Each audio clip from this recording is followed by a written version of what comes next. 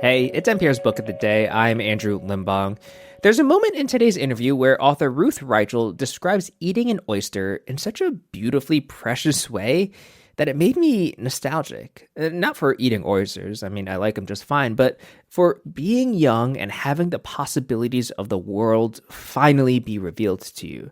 That's what a perfect oyster can do, a perfect dress, a perfect city.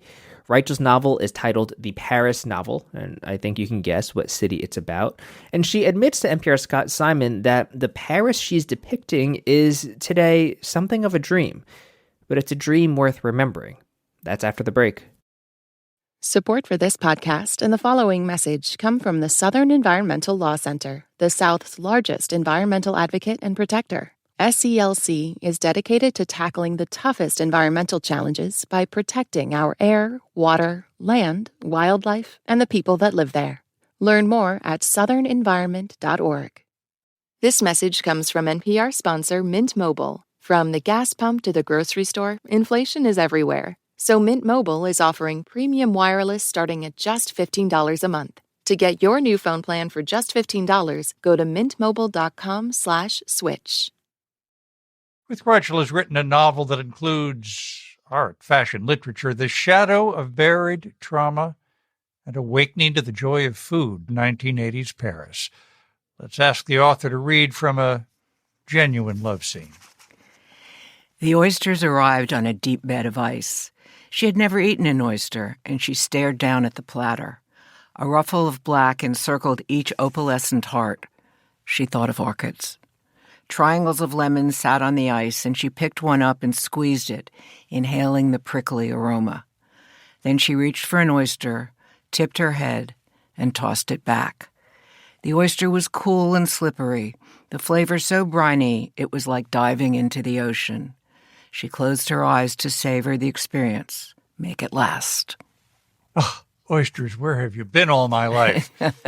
Her novel is called The Paris Novel, and Ruth Reichl, the best-selling author, editor of the Late Gourmet magazine, and winner of 6 James Beard Awards, joins us now from our studios in New York. Thanks so much for being with us. Thank you for having me.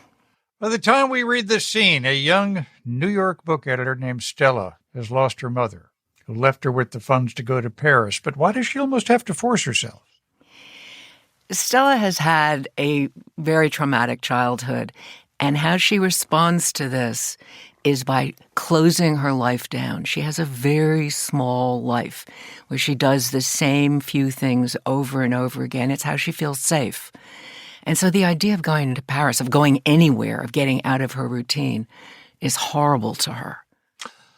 Then she gets to Paris and she says yes to a dress. What happens? So she has this experience of walking into a store and the saleslady says to her, "Your dress is waiting for you." And she puts it on and she looks in the mirror and she has disappeared. And in her place is a glamorous, fantastic creature who she had never imagined she could be. And she desperately wants this dress, but it's very expensive. Oh, yeah. I mean, it almost to her last dime, right? Exactly. And so she walks away from it, and then the shopkeeper says to her, "I will make you a bargain. Wear the dress out of the store and do exactly as I say. And if tomorrow you want your money back, I will give you back every penny." And so she does the first impulsive thing she has ever done in her life. She puts on the dress, she walks out the door, and she follows the shopkeeper's instructions. I mean, what gets set off in Stella by everything? The dress, the Chablis, the oysters, Paris.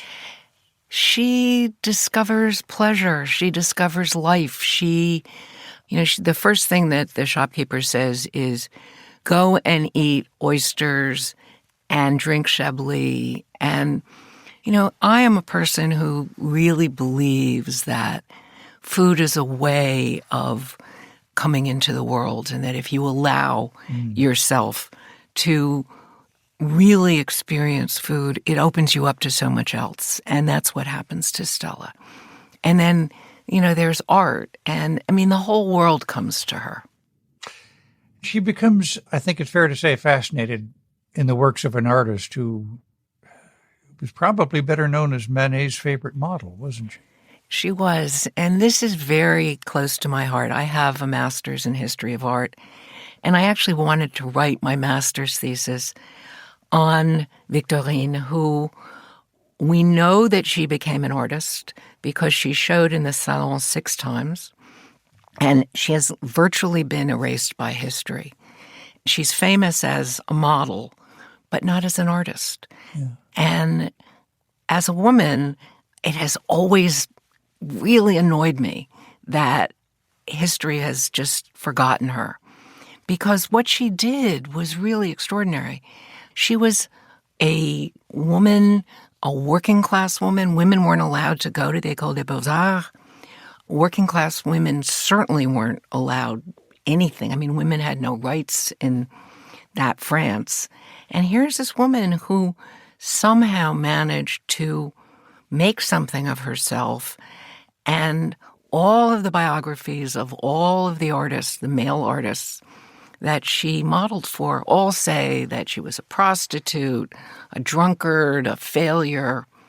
And I always wanted to try and find her work and see what it was like. And so Stella learns the story of Victorine, and she makes it her mission to try and find the paintings. It gives her something to do in Paris and a purpose. I feel compelled to point out, Parisians themselves sometimes talk about a syndrome, that Americans will come to Paris and they expect everything to be light and fall into place. And then they see there's a little trash on the street and there's a McDonald's, and at some level it's recognizable territory. It's not always the Paris of their dreams. Well, that is partly why I said this book in 1983. Because in 1983, there was no McDonald's in Paris, and it was the Paris of our dreams. Paris in the 80s was very different than America. That's not so much the case anymore. The whole world has gotten smaller for all of us. And, I wanted access to Paris of the 80s, which was, the dollar was very strong, the franc was weak. People like me who had no money in the 80s could be in Paris on a couple dollars a day, which was also kind of dreamy. But I also wanted the earlier Paris, which is, the Paris of the 20s, which, it's the Paris of Hemingway and Fitzgerald. And it's also a kind of an American dream of Paris. And so Jules, this wonderful old man that Stella meets, who is in his 80s, remembers that Paris and offers that to Stella as well. And it was important to me to sort of have the entire 20th century. Yeah. Can I get you to talk about the role of your old editor, the late Susan Campbell, and the role she played really for the inspiration of this book?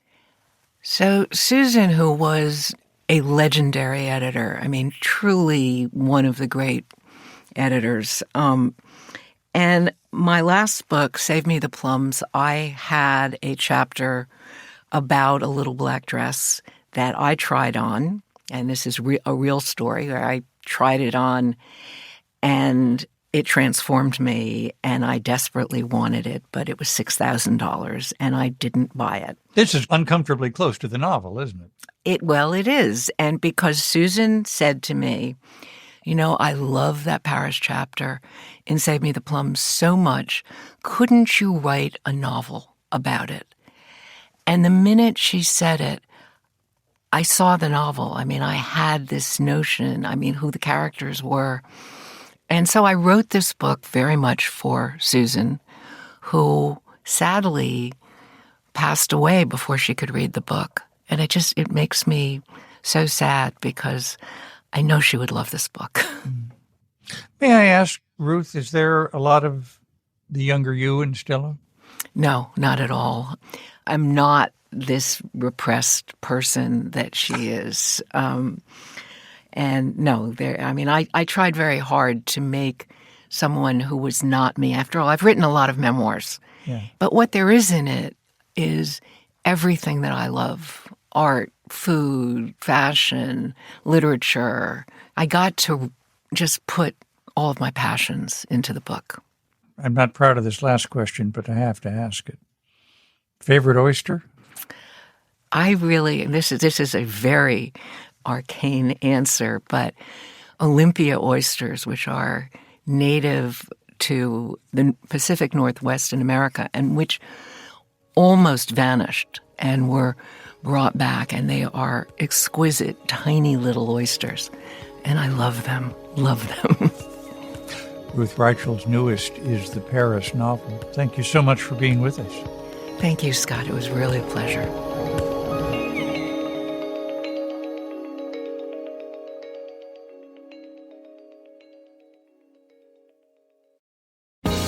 I'm Sammy Purcell from Rough Draft Atlanta. And I'm WABE contributor Mike Jordan. Join us every Thursday for a new episode of WABE's podcast, How Do You Atlanta, where Sammy and I give you the inside scoop on our city's can't-miss events. Listen to How Do You Atlanta from WABE, part of the NPR network.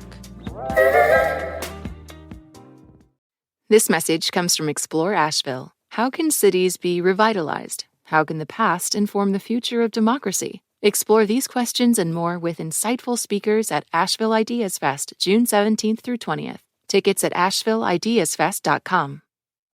This message comes from NPR sponsor Acorn TV. Acorn TV is brilliant television told brilliantly, from charmingly cozy mysteries to daringly dark dramas. Visit acorn.tv for a 30-day free trial with promo code NPR. Acorn TV.